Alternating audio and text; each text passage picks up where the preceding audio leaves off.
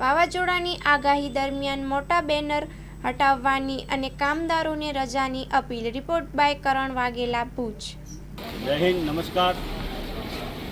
આપણે વાવાઝોડું અને વરસાદ અને પવનની આગાહી જ્યારે 5 તારીખથી 7 તારીખની કરવામાં આવી છે, એવા સમયે કચ્છની અંદર વિવિધ જગ્યાએ મોટા મોટા હોર્ડિંગ્સ હજુ પણ લાગેલા છે।